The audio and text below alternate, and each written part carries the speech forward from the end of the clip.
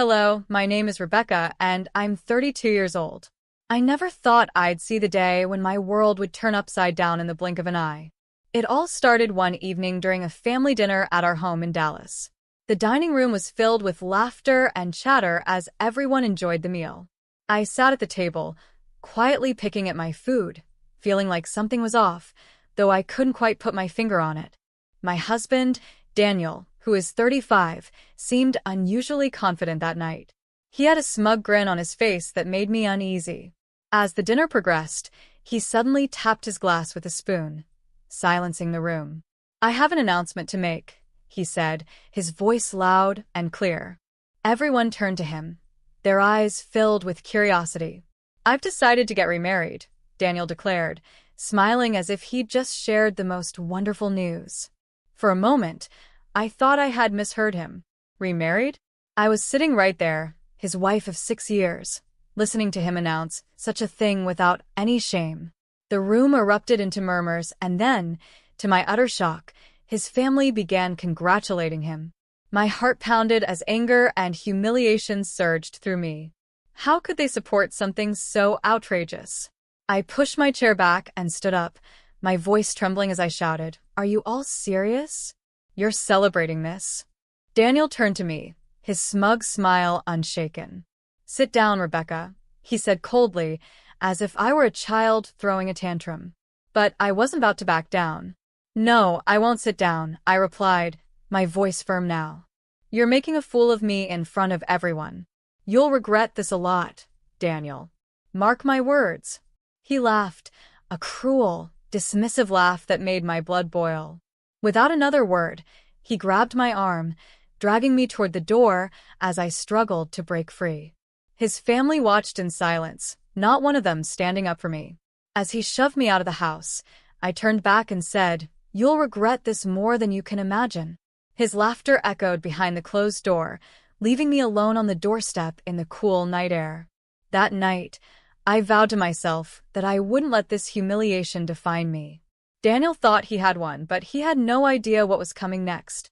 The night felt endless as I sat in my car outside the house. I couldn't believe what had just happened. My mind raced with thoughts of betrayal and anger. But amid the chaos in my heart, one thing became clear. I needed to take control of my life.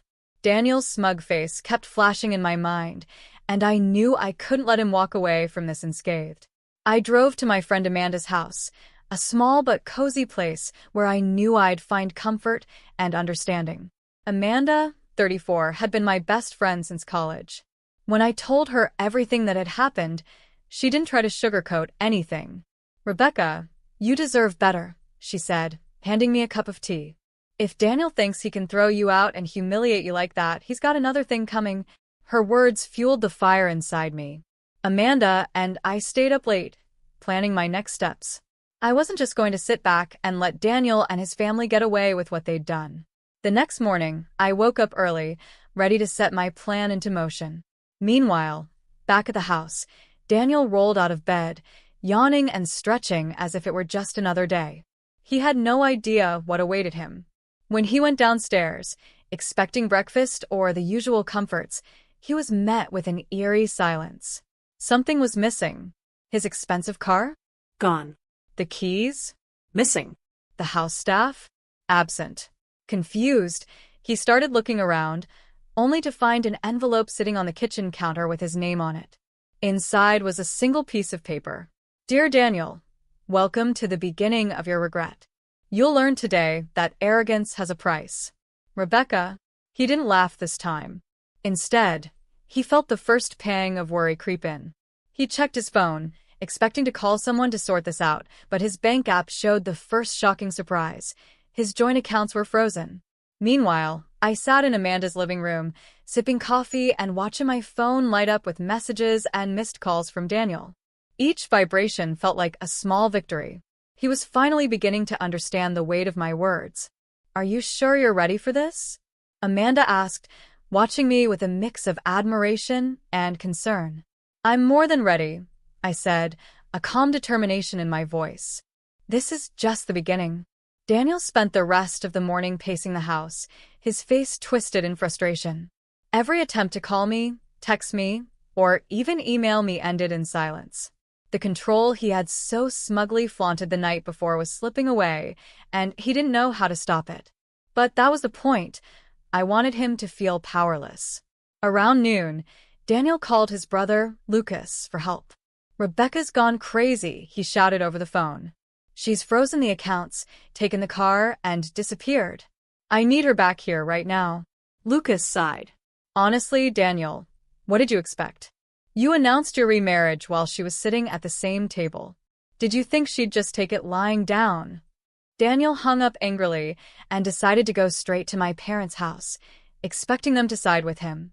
He always thought he could charm his way through any situation. But when he arrived, my father, Robert, met him at the door with a cold glare.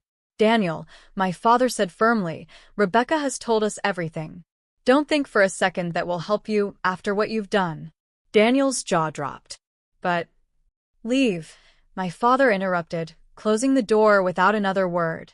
That afternoon, I received a call from my lawyer, Meredith, a sharp and confident woman in her 40s who had handled difficult cases like mine before. "Rebecca, I've filed the paperwork," Meredith said. "The divorce proceedings will begin next week, and with the financial records you provided, you'll come out of this clean. Daniel's about to face some serious consequences for his actions." I leaned back in my chair, letting out a breath of relief. "Thank you, Meredith. I can't wait to see his face when reality hits." By the evening, Daniel was desperate. He hadn't heard from me, his accounts were still frozen, and his family's patience was wearing thin. That's when he saw a notice from the bank, delivered to his inbox. It was a repayment demand for the joint mortgage I'd removed my name from earlier that morning.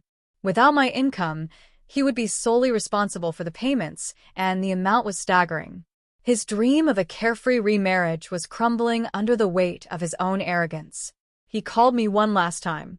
This time, his voice wasn't arrogant or dismissive, it was pleading. "Rebecca, please," he said. "Let's talk. We can work this out." I let his words hang in the air for a moment before replying. "You laughed at me, Daniel. You dragged me out of our home in front of your family. Now you want to talk." "No, Daniel. You'll face this on your own. Goodbye."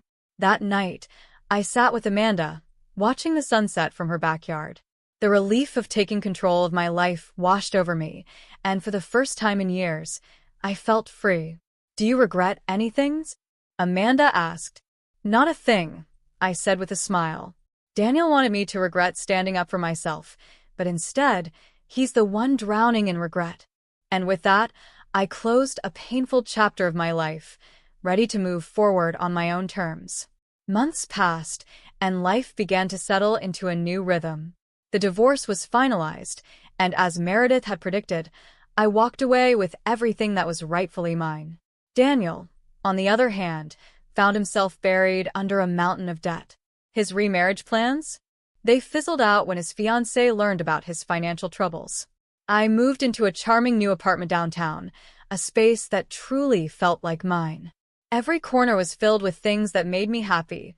Plants in every room, soft throws on the couches, and sunlight streaming through the large windows. It was a fresh start in every sense of the word. One day, while unpacking a box of old photographs, my phone buzzed. It was Amanda calling to invite me out for coffee. "You deserve to celebrate," she said as I sat down at our favorite cafe. "It's not every day someone walks away from such a toxic situation and rebuilds their life so beautifully." I smiled, sipping my coffee. "You're right. I'm proud of myself. For the first time, I feel like I'm truly in control." As we chatted, I realized how far I'd come. The humiliation I'd felt that night at the family dinner had been replaced with a quiet, confident strength. I wasn't just surviving, I was thriving. Meanwhile, Daniel's life had taken a turn he hadn't expected. He lost the house after failing to keep up with the mortgage payments. His family, once so supportive of his actions, distanced themselves when they realized he had nothing to offer them anymore. Alone, and without the wealth he had flaunted for so long, Daniel finally understood the weight of my words. "You'll regret this a lot." As for me, I began to focus on my career and personal growth. I took on a new project at work, one that pushed me out of my comfort zone but reminded me of my capabilities. I also reconnected with old friends and hobbies I'd neglected during my marriage. Life felt full again, full of hope, opportunity, and happiness. One evening, as I sat by the window watching the city lights, I thought about the woman I had been before all this. Quiet, submissive, afraid to stand up for herself. She was gone now. In her place was someone stronger, someone who knew her worth and wasn't afraid to demand it. This wasn't just the end of my marriage, it was the beginning of my life.